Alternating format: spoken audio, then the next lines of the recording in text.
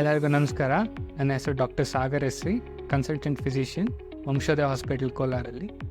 ಇವತ್ತು ನಾವು ಡೆಂಗು ಜ್ವರದ ಬಗ್ಗೆ ಮಾತಾಡೋಣ.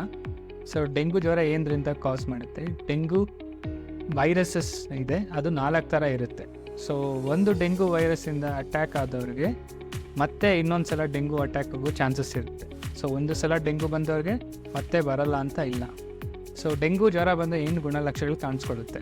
ಒಂದು ಜ್ವರ ಬರುತ್ತೆ, ಮೈಕೈ ನೋವು, ತಲೆನೋವು, ವಾಂತಿ, ಬೇದಿ ಬರುತ್ತೆ, ಮತ್ತು ಮೈಯಲ್ಲಿ ಸ್ಕಿನ್ ರ್ಯಾಷಸ್ ಬರೋ ಚಾನ್ಸಸ್ ಇರುತ್ತೆ.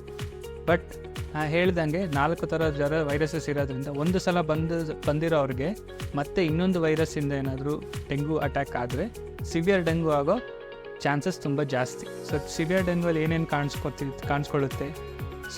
ಮೋಷನಲ್ಲಿ ರಕ್ತ ಹೋಗೋದು, ರಕ್ತ ವಾಂತಿ ಆಗೋದು, ತುಂಬ ಹೊಟ್ಟೆ ನೋವು ಬರೋದು, ಫಿಟ್ಸ್ ಬರೋದು, ಹಾಗೂ ಮೂಗಲ್ಲಿ ರಕ್ತ ಬರೋದು, ಈ ಥರ ಗುಣಲಕ್ಷಣಗಳು ಕಾಣಿಸ್ಕೊಳ್ಳುತ್ತೆ.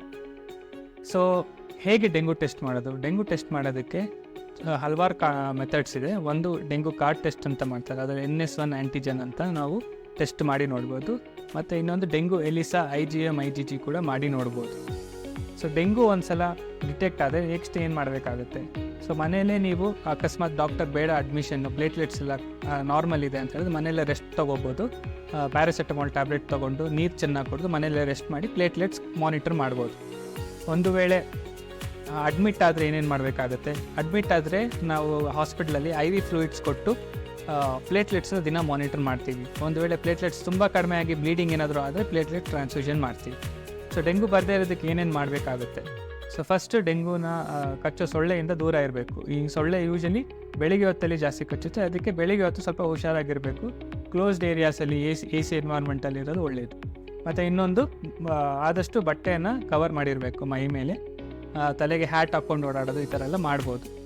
ಮತ್ತು ಮನೆ ಹತ್ರ ಇರೋ ನೀರೇನಾದರೂ ತುಂಬಿಕೊಂಡಿದ್ರೆ ಆ ಜಾಗಗಳನ್ನೆಲ್ಲ ಕ್ಲೀನ್ ಮಾಡಿ ಸೊಳ್ಳೆ ಹರಡದೇ ಇರೋ ಥರ ನೋಡ್ಕೋಬೋದು.